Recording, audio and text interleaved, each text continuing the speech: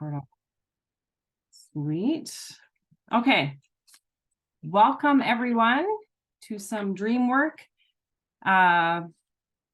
information / whatever it is. I'd love to have a discussion closer to the end around everyone else's experience with dreams, if there's some potent ones or questions you might have. I do have some slides to start with because it helps me kind of keep on track, and then we'll open it up for yeah, and I'll share some of my own stories, and love to hear from you as well. So I'm going to share my own screen first. Okay. Now you can all still see me, right? And I can see you, which is great. Okay.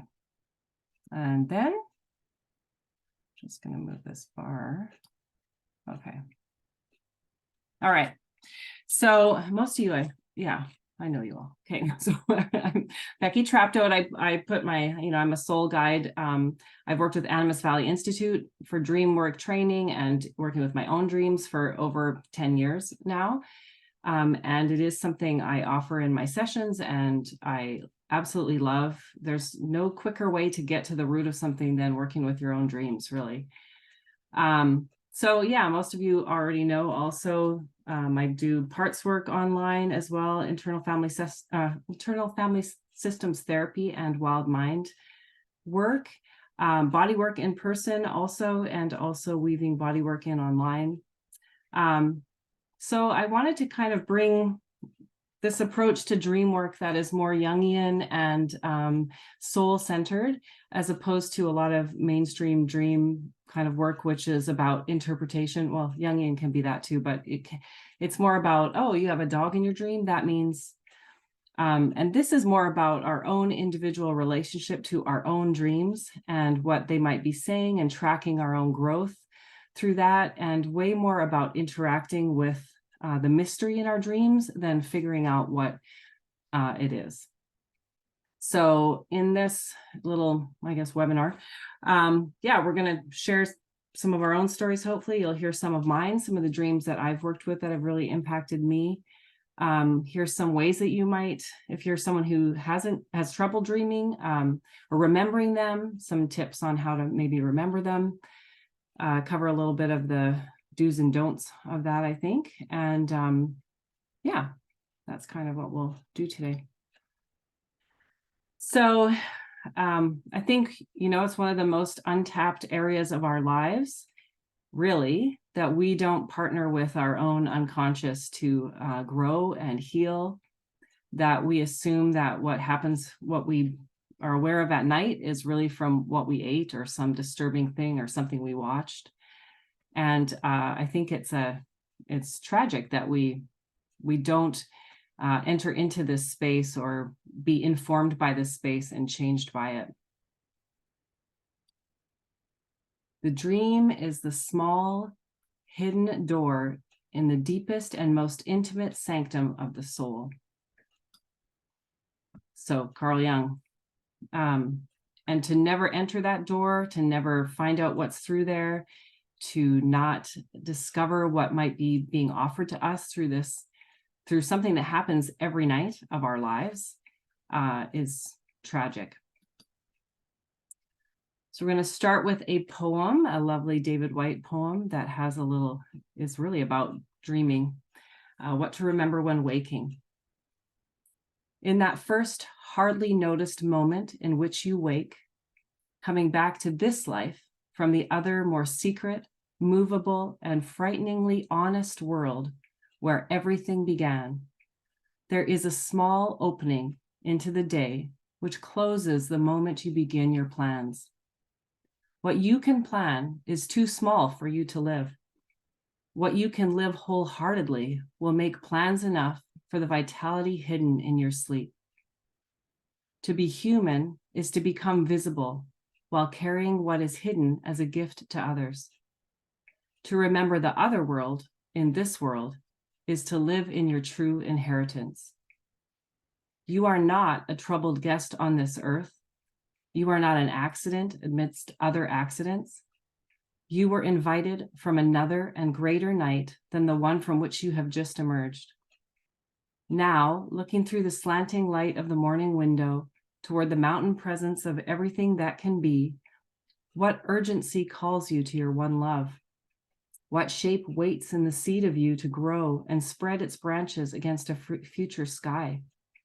Is it waiting in the fertile sea, in the trees beyond the house, in the life you can imagine for yourself, in the open and lovely white page on the writing desk?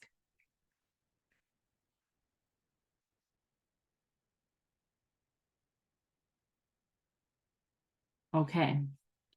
So this kind of dream work, I like the image of it's like receiving a letter every night of your life from the dream maker, and containing, things we could step into, blueprints for our lives, things that need healing, and we never open it, or rarely. So it's piled up somewhere, collecting dust. So I love to imagine that this every night, some part of me, some deeper, deeper level of my own psyche, some larger thing in the world than me is offering me something every night. And I just get to open it or say yes to it. So they say we dream an average of every 90 minutes, so 4 or 5 dreams a night. And that if you add it all up, you will spend a total of 6 years of your life dreaming. So that seems to me like a large chunk of our lives that we don't have any either interest in or any information from. That's a large chunk. So worth paying attention to. So where do they come from? In this soul-centric dream work, I learned from, Bill Plotkin, we always call it the dream maker. So dream maker is sending us a dream. You could say they come from mystery, your own soul, that deeper, the soul of the earth. Carl Jung thought there was a collective unconscious that dreams were coming from, that we all dip into. And so in that kind of stream, there might be information for more than just us in our dreams. But they're coming from something, I would say, that's both me and not me. So worth paying attention to from that kind of place. Like it's both maybe, some deeper aspect of me and something larger than me altogether.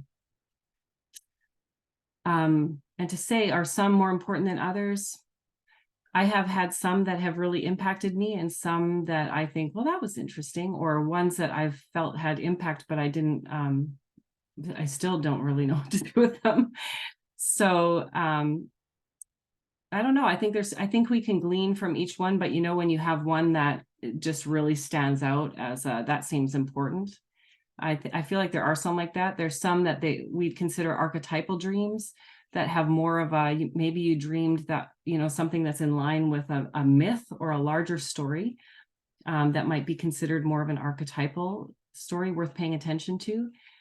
For sure, it's worth paying attention to recurring dreams. So if you have a theme that shows up a lot, or a particular dream that you keep having, definitely that's something to pay attention to. And also, you really want to pay attention to the ones that we don't want to pay attention to, like the scary ones, or the ones that we, that we don't want to know what that was about. It's tragic in the therapy world. There's a page that I follow, and often there'll be threads on how to help their clients with dreams. And generally the feedback from all those therapists is to medicate them. If people are having, scary dreams, it's always like, yeah, you can get something to help you, kind of get rid of that. And I always think, oh my God, that's so tragic. If your psyche, your soul is trying to get your attention through something really important and it's really amplified, and you turn that off in, every way that's available to you, I guess the question to ask would be, where will that come out? It's going to come out somewhere. It's wanting to let you know something important about you. So if we turn that off, or say no to it, or don't face it, it's going to come out in some other way. So they're important, worth paying attention to. You can read Carl Jung's work, but he would tell, of all the thousands of dreams he worked with, he never heard the same dream twice. So, something that is so unique to us also. You know, the way my dreams show up or what I'm going to dream about is going to be different than what you dream about. So my characters in there are different than yours. But also we can kind of look at some of the, like, how are our characters showing up? Like, who might some of the players be?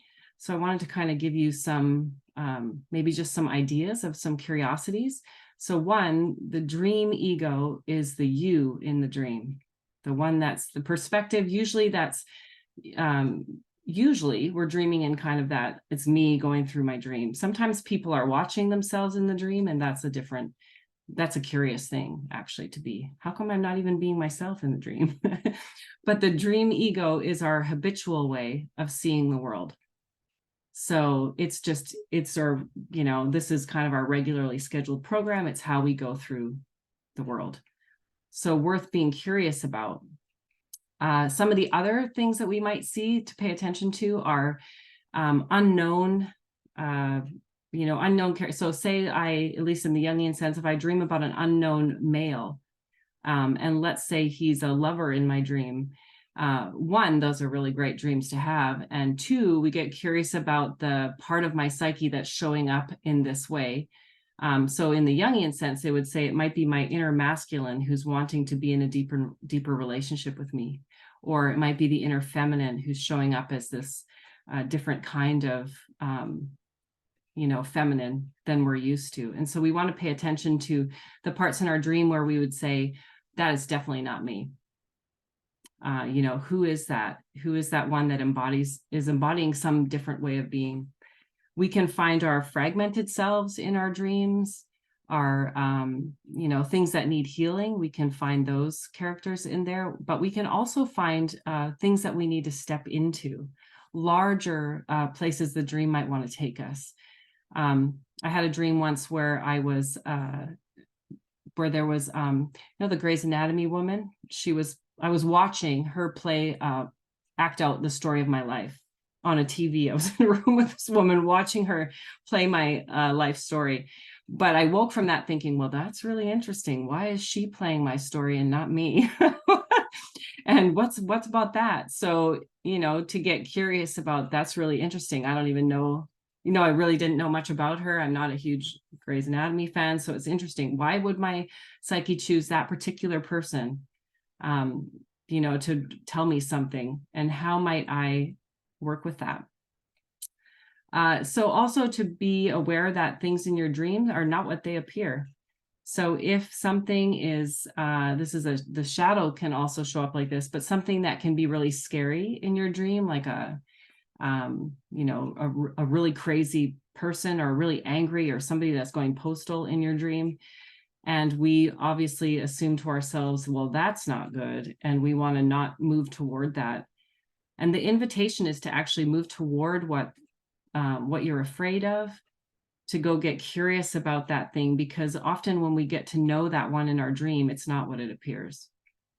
And then you find out that it's not this, angry, whatever, it's something entirely different.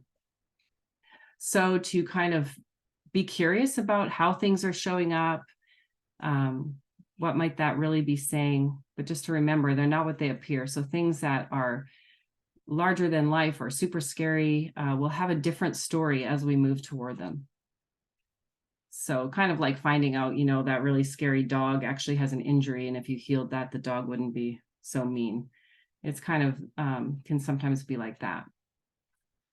Okay, I'm going to stop screen sharing, and I'm going to just kind of do some of my own personal stories, and then we'll talk about how we can use how we can work with them and do some questions. But sometimes it's just probably better to have my own ones that have really shaped me. So I'm going to start with my one that I often reference. So if you've heard this before, too bad for you.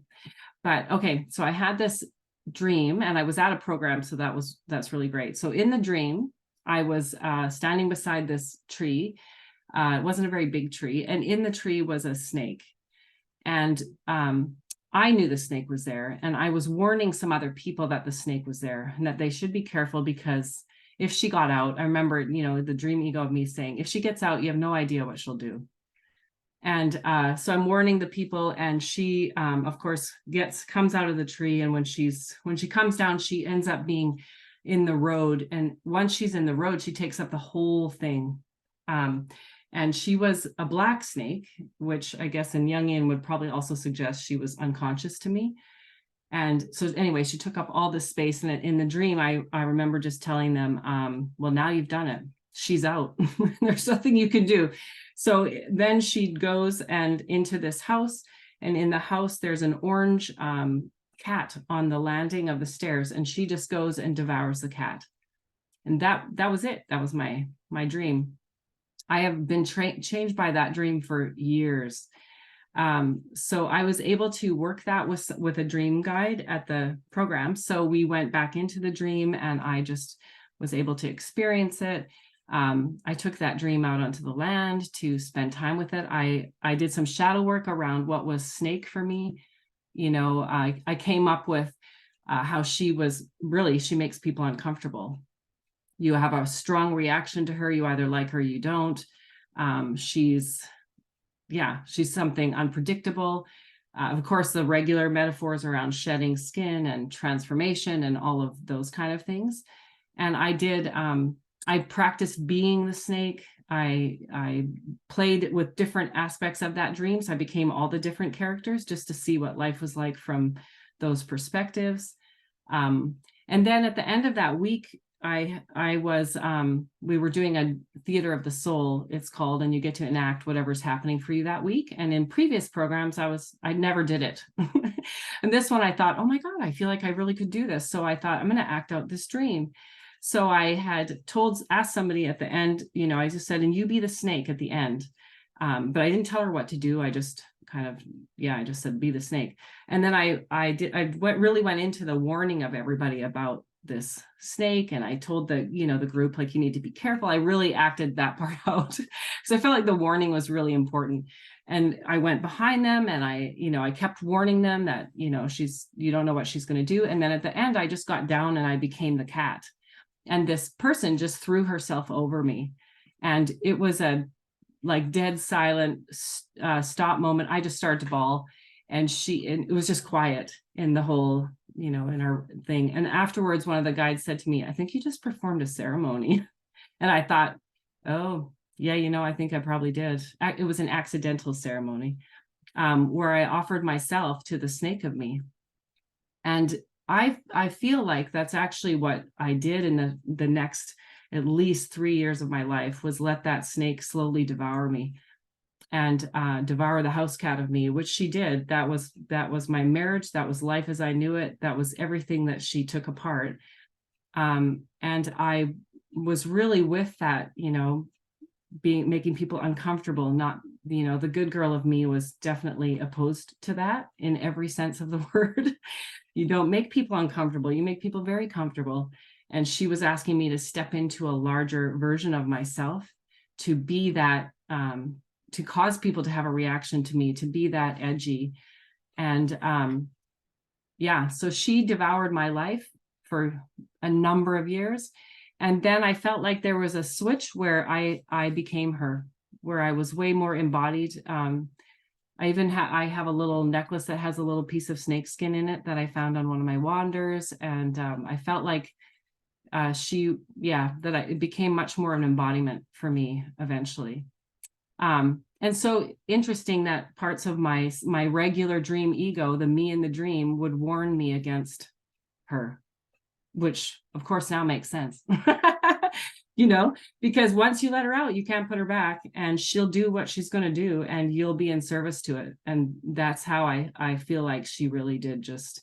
I gave her permission, and then she said, now she's out.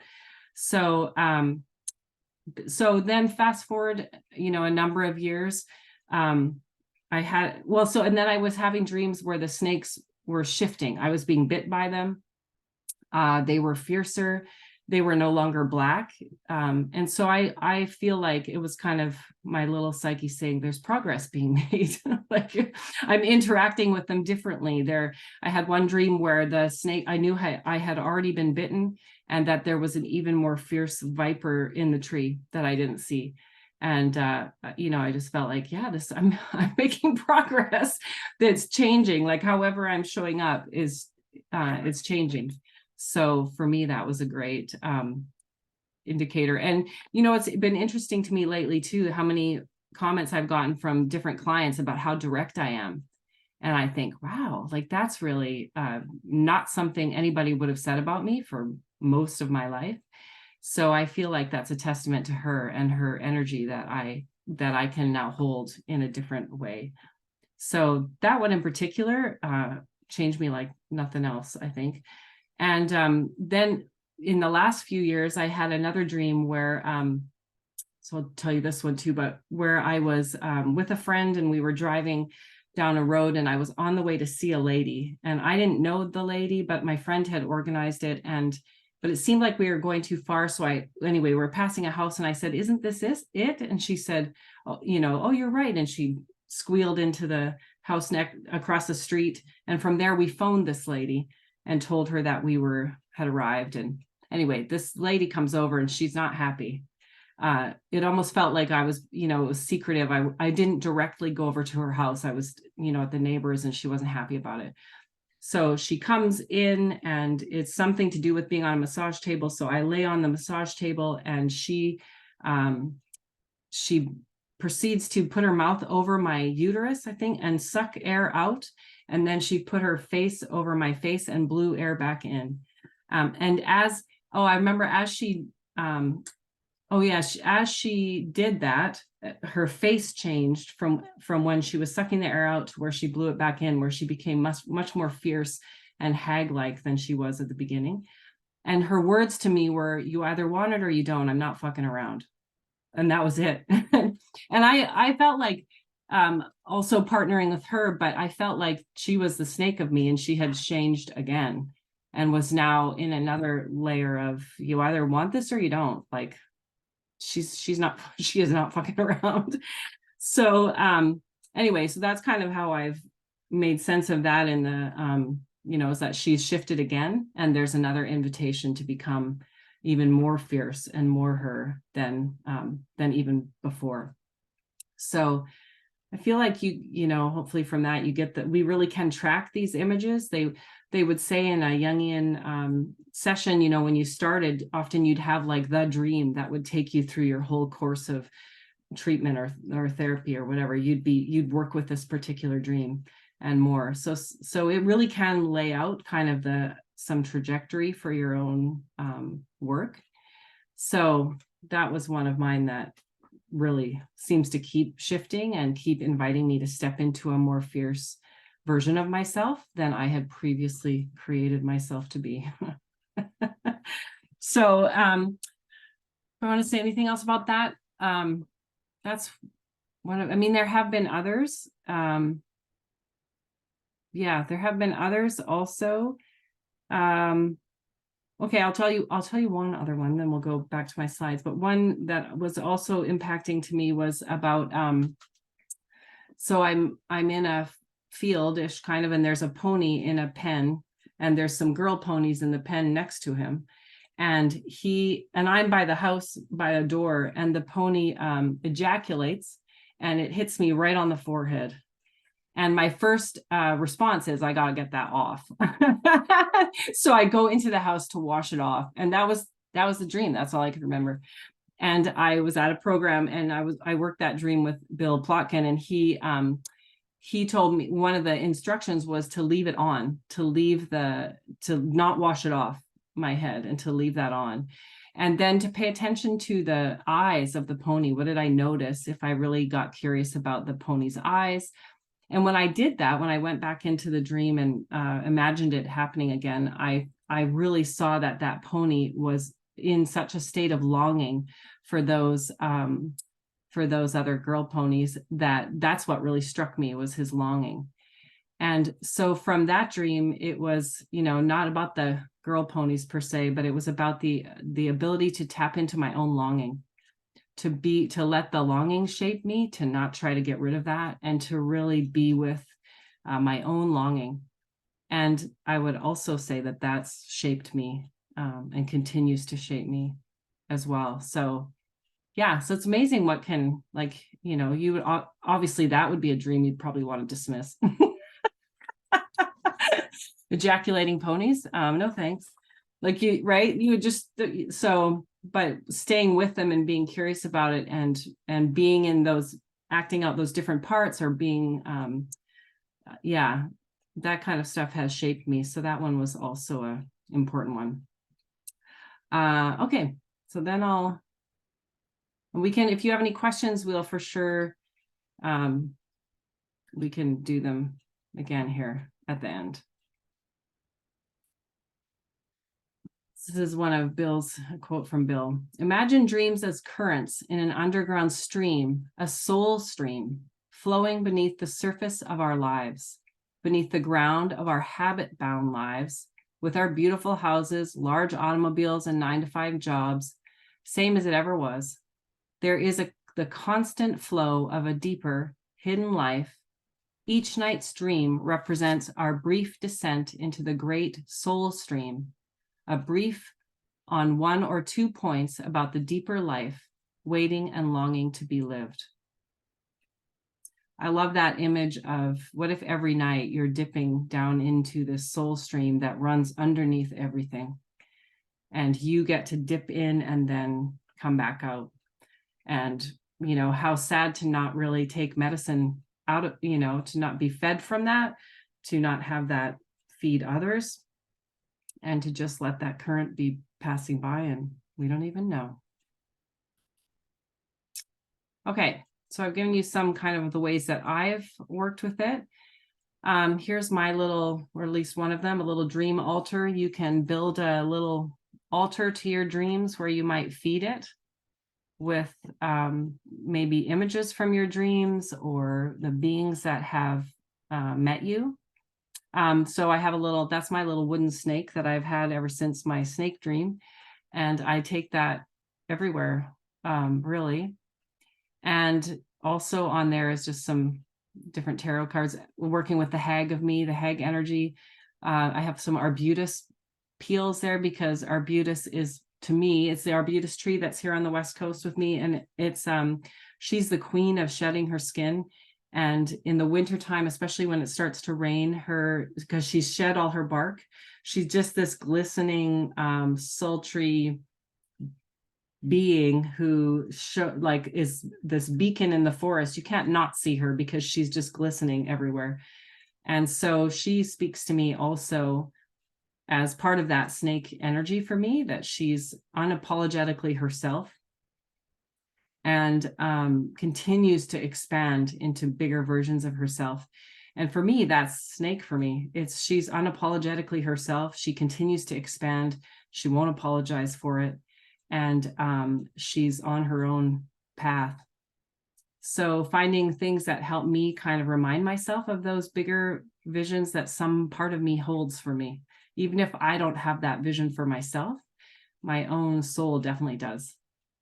You could also partner with, you know, plant allies. I have it on there, but mugwort is you can use the herb or this is a tincture, but you could partner with plant allies to help you remember your dreams or to honor your dreams. So you can also, like for me, I can make a tea out of that arbutus bark. Those would be some ways that I could also invite that. I know some people who also plants show up in their dreams, their plant allies show up there. I haven't really experienced that, but I invite it. So, you know, what if some of the beings on the land you're partnering with can show up in your dreams in that way? I think there's way more possible than we even know. They say there's some Aboriginal indigenous people who believe that the dream world is even more real than the one that we're in. So yeah, lots to be discovered, I think. One kind of principle to keep in mind is, like I said, going toward what you fear. So going toward the snake of me, going toward whatever, you know, if there's army characters or there's, you know, Bill Plotkin in his books tells a story about the thugs of him.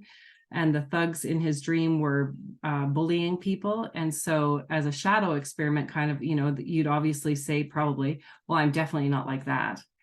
but he did choose to embody those thugs and did some work in a group where he invited other people to be the thugs of him from the dream and experience. He stayed in the dream ego, and then he invited people to be those other thugs from his dream, and through that process realized the ways that he was also a thug in some aspects, and then also ways to embody the positive quality of that in how might he be a little more edgy. So they can really shift you. So yeah, one principle is if the dream ego in your dream is certain about something, like you have a dream where it's like, yeah, it was supposed to be like that for sure. You know, I was supposed to go down this hallway. I was supposed to do that. You can flip that dream and do the opposite, because the dream ego is often certainly wrong. If you are certainly certain about something, it's probably certainly wrong. So to just try it as a flip side, you know, I was certain that I should warn everybody about the snake of me, and clearly I actually needed to become that. So to flip something that you seem really certain about and go in the opposite direction. You might also try saying, when something visits you in your dream, you might say, oh, the bear of me, oh, the dog of me, the thug of me, the snake of me. You might try personalizing it like that, so that you recognize that this is a part of me. Because we also want you to, I also want you to know that every part of the dream is you. Some parts we're familiar with, some we're not. Some we're expanding into, some are maybe way down the road, but generally the principle is that's all me in there. And the dream ego, or the dream maker, has used different things from my waking world to kind of help to tell me something. So the dream is inviting me to feel something I'm not feeling, or to experience something I'm not experiencing. So I want to be curious about how that might be showing up. What am I being invited to step into, or to feel, or to experience? So we can work with the fragments of us. We can invite the fragments to come. I could invite the snake of me to journey with me all day. Well, for years, turns out, but I could have just invited her to be with me that day, invited the snake of me. I could have invited the house cat of me to see where is that showing up. So you can kind of imagine yourself journeying with these beings just through the day as a piece of, inviting that dream closer. Because the invitation is to be changed by your dream, not to change your dream, not to put yourself as the master of all that, but to actually let the dream change you. And almost like, humble yourself before it, put yourself in service to it. Meet your dream with creativity. You can act it. That one where I was being played by the, what's her name from Grey's Anatomy, which is really funny because when I woke up, I totally knew her name, and I haven't been able to remember it since. But when that dream, I knew that's who it was. And so I looked her up. But I also went out into the forest and I acted out the different parts in that dream. I got into the television. I imagined myself getting into the television and then playing it from that perspective, just to kind of see what can I learn about being the observer and being the actual leading lady of my own life.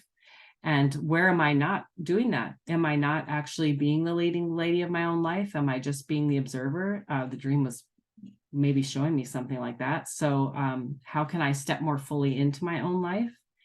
I shared this on the shadow work one, but I had this dream too, where I had worked with this coach, and she had asked me, like, are you still getting in your own way? And I said, no, I don't think so. I think I was like, I think I've nailed that.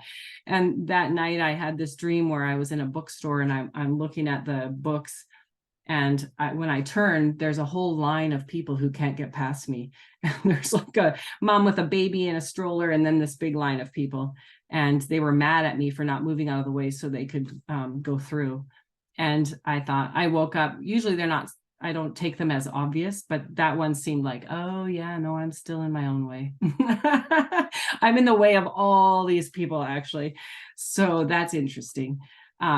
So yeah, to kind of, play with it, let the dreams, ask for information, ask for help.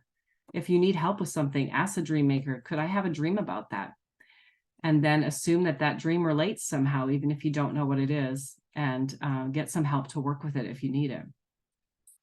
Ask Stephen Eisenstadt is a dream person also, and he has that question, ask who's visiting me?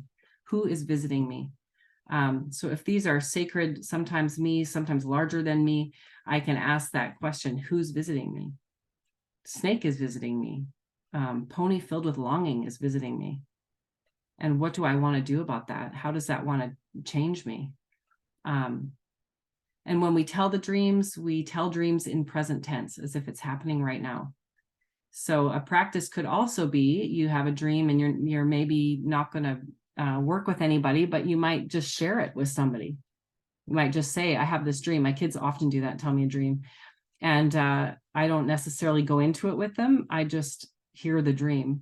Apparently that used to be practices in lots of indigenous places where you, in the morning, that's what everyone did, share their dreams and glean what was necessary for the group even. So, so just inviting someone to tell their dream, but tell it in present tense. I'm beside this tree, I'm seeing this snake as if it's happening right now.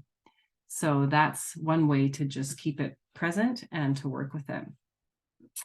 What else do I want to say? Yeah, feel the feelings. If you wake up and you know the dream was really intense, but you are now disconnected from those feelings, maybe you might invite those feelings into your day. Do I need to feel that sadness? So that might be an interesting way of doing it also. And pay attention to the eyes of beings like that pony. You can really get closer and see what you notice about the eyes of that mysterious other.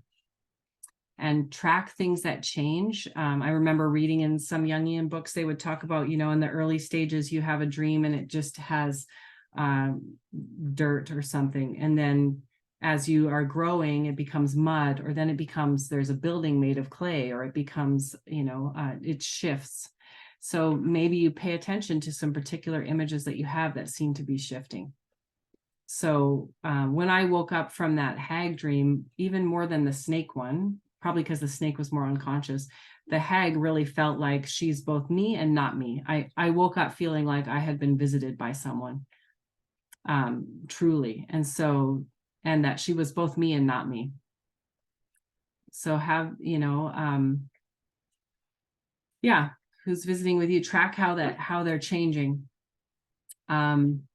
What else do I want to say about that? That's probably it. I can't see my last little things, so we'll just say it's not necessary. Okay. This is from Marie-Louise von Franz, who's a Jungian analyst that worked with Carl Jung. Dreams always point to the inner center. They are like hundreds of forms, all pointing to the inner center. Every dream is an attempt of nature to center us, to relate us again back to our innermost center, to stabilize our personality.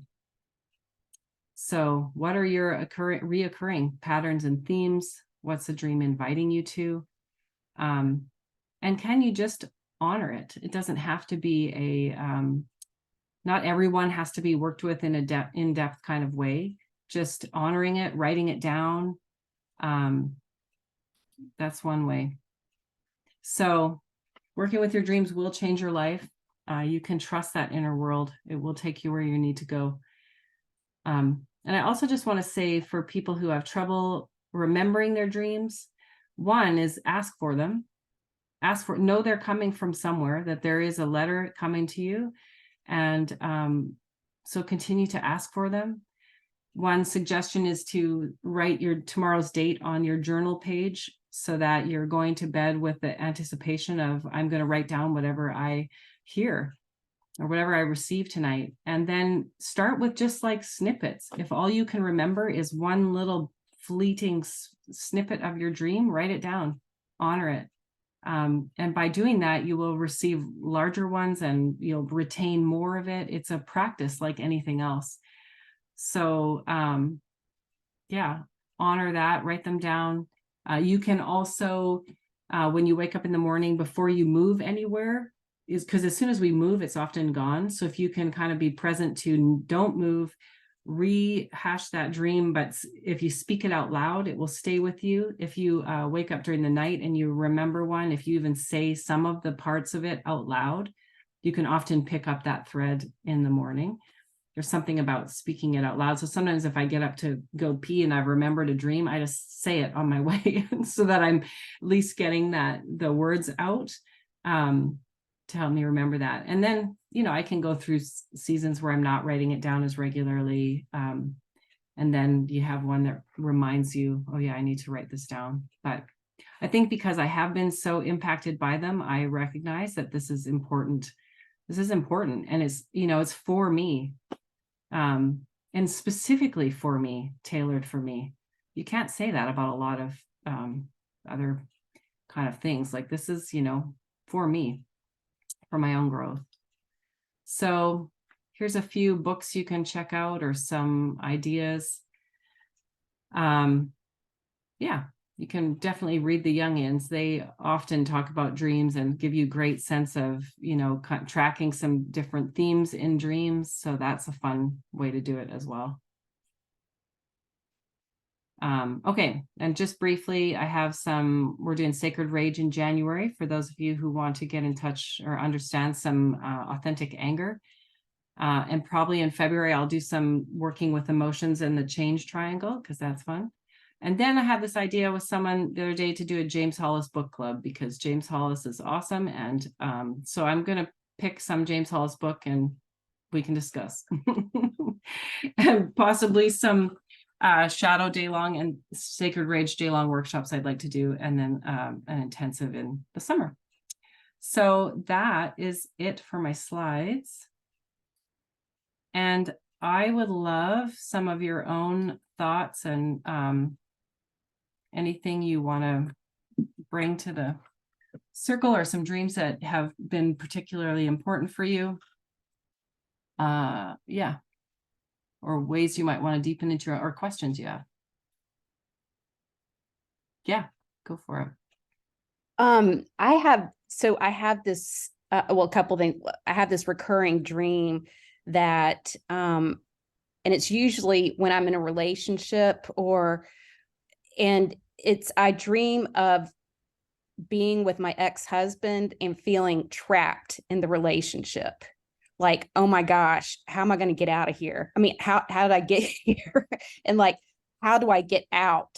And just feeling such an intense feeling of trapped, and that oh my God, I'm getting married again, or, something along that theme. Mm-hmm. And it's always around, and this is always when I feel trapped in, in real life, in a relationship. I guess I'm not acknowledging as much that feeling or honoring it, but it comes out in the dreams. It's bizarre. I mean, yeah. Wow. Yeah. And it might be interesting to play around with being the ex of you also. Yeah. Because it's a way, because I'm keeping myself trapped. I guess like there's something about that's right. Like if the habitual dream ego is in that, is kind of showing you this is how I normally show up, or this is something really familiar. So you might want to be curious about the other players. Why is Dreammaker offering you your ex? And because really we do warn ourselves by using images like that around, like Snake. Well, I don't want to be that. My ex, I don't want to be that. I want to be that. I am not that. And so what would be, it's like, but we already know that. So if Dreammaker's offering me something I don't know for my own good and growth, then what might, if I could be curious about that, what does that person have? Or like in Shadow, last time we talked about in people like that, where we would say, I'm definitely not that. What's the resource that person has to enable them to be like that I need? So what was the resource that Snake had for me that I desperately needed? And my habitual self is using an image I don't want to be. But my soul definitely wanted me to step more fully into that. So yeah, but the recurring ones, yes, paying attention to those themes. Yeah. Mm-hmm. Yeah. And if it really is something we don't know, like generally, even with my book one, I wouldn't take it at face value because it's usually not so obvious. They're like poems coming to us at night, and metaphor and story. So you don't just meet them with this logic, oh, that means that. But that one seems so obvious that that's at least one layer of it. I'm sure there's more. I could do more with it. But yeah, they're generally right. Like it's not so obvious as, oh, I'm just feeling trapped again. There's some larger opening being offered in that. Thanks. Yeah. Pretty cool for thanks, Dreammaker. Thanks again. Anyone else?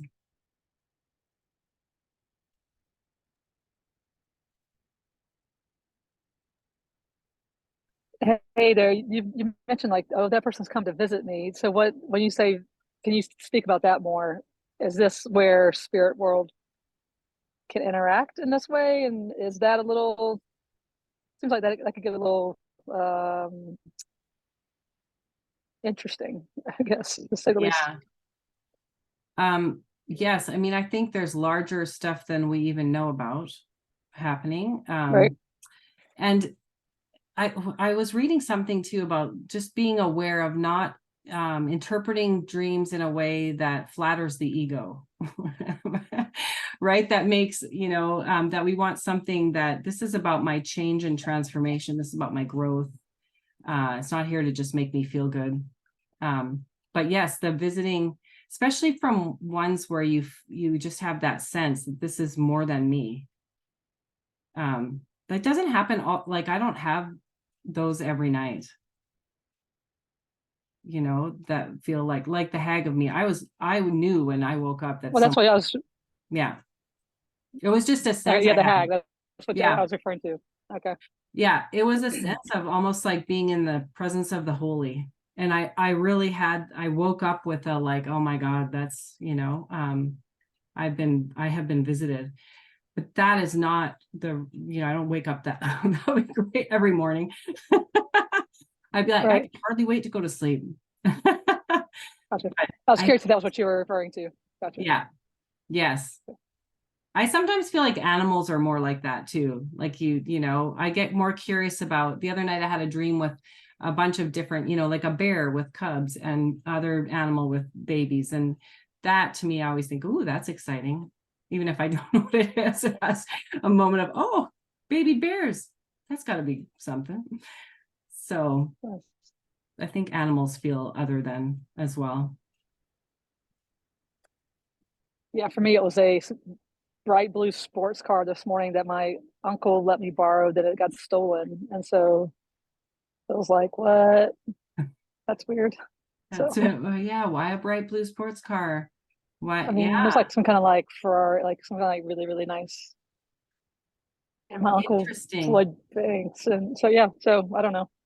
So I don't know what to do with dreams because I've never worked with any of them. So yeah. this is fascinating. Okay, so that one could be an interesting, here's one way you could play with it. So that's kind of an idea of when the dream ego is certain, like that should definitely not get stolen, obviously. No one steals a sports car, that's bad, right? But what if the invitation is to let something be stolen? What if that needs, so to flip it around, what if that's supposed to happen? What's possible then? So it's just something to be curious about. What would be the other, because that is one of those, well, that should definitely not happen, obviously. You don't steal people's cars, especially not nice ones. Right. Gotcha. Yeah. So, and you could be like, I have worked with dreams where people become the object, like the car, or Yeah. I dreamed with somebody once where there was a big kind of ship moored somewhere, and becoming the ship was an interesting perspective. Like you can do, it's all parts of you. So using, kind of being curious even about those objects. Gotcha. Okay. I know, it's fun.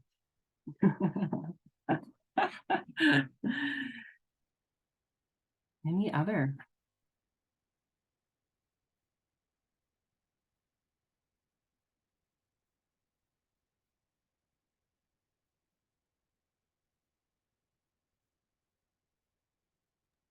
I have one other question, if that's Yeah. okay. And I don't even know what the dream is, but I've been told by, over the years that I will shout no in the middle of the night. And I don't remember anything. I don't wake up like in a bad mood or anything, but people say, in fact, I was over Thanksgiving, my brother-in-law heard me shout no, and from a completely different room. So Wow.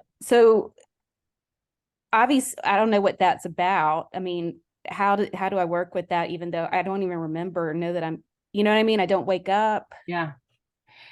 Okay, well, one suggestion I would have might be to take that outside into a place where you're free to yell and do it and see what comes up for you as you yell no. And then you might want to come to Sacred Rage in January, which is all about the no. But that would be one way to start with. That would be what happened, because you can work with little pieces. I have done, I did a dream training with Animus once, and we had to come up with dreams every bloody day, all like more than one, to work with people. And then of course, when you're asleep, like the dream just shuts off because there's all this pressure. So every morning be like, crap, I don't have, so you're using these tiny, well, I walked down this hallway, and and it was amazing what we could access just by little pieces. So even just that, like, trust, this is all I got from it. I don't remember anything else. I'm just going to start with that and see how deeply you could embody the no and where you could yell that so you could feel like you could do it, and then see what happens. Okay. Thanks. Yeah. That could be a fun one.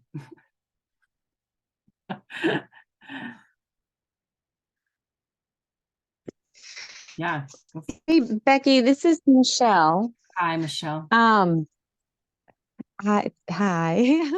Thank you so much for offering this. Welcome. I'm so curious about we have a dream every 90 minutes. Yeah. I'm just curious if you can speak to that anymore. Do you know anything else about why or? That's from James Hollis, who's done, says a lot about that. And the 6 years, like spending 6 years total in our dream state. That's apparently the research, is that it's every 90 minutes. So 4 or 5 dreams a night, often on the same theme. So you don't have to remember all your dreams to get kind of the information, because it's like your psyche's hammering. So what about if I said it like this? How about like this? Will she hear it if I do it like this? How about like this? So it's often the same, but different ways of saying it. Does that help, or is there another question? Interesting.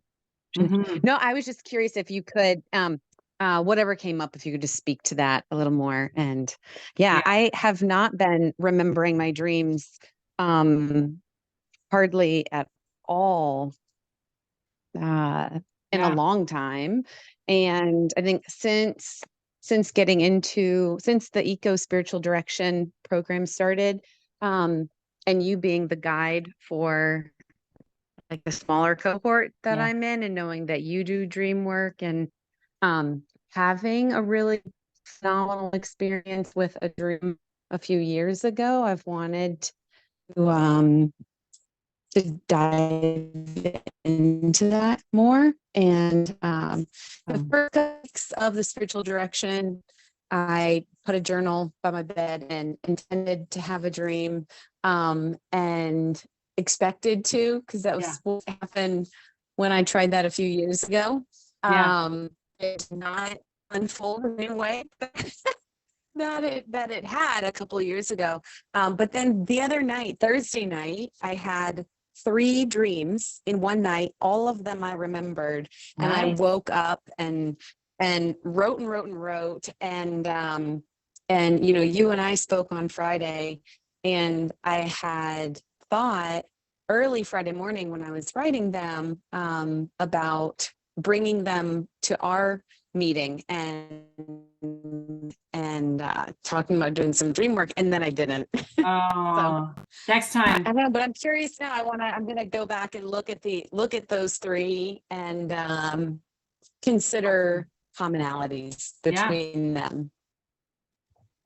Yeah, Mhm. and how you might just be curious and then, you know, ask that question, who's visiting me? And how can you just bring it into your world and let yourself be shaped by it? Really. Okay. Um, Yeah. it's Who's visiting me? yeah, it is such a gift, and there is no quicker way to your own stuff than through what's being offered to you every night. So yeah, I highly recommend it, and just keep asking and keep writing down what you do get, because it will expand. The practice will Mhm. deepen, and you'll receive more, you'll remember more. You're always receiving them, but you'll remember more. Mhm. So yes. Okay. We're at the end here, so any other really quick thoughts if you have any? If not, I really appreciate you all showing up so we could do this. And I encourage you to just honor your dreams, your that gift that you're given, that there is also something in you that desires your expanding, your wholeness, your fullness, and, you know, is committed to bringing that to your attention, even if it has to yell. There is something in you committed to your own growth and wholeness. And how cool is that? So dip yourself into that soul stream underneath everything and see what you can be shaped by. Thanks, everyone. And see you for Sacred Rage should you decide to tap into your no or yell it. Okay. Thanks. Thanks, Becky. Thank you, everyone. You're welcome. Okay. Bye. Bye. Bye.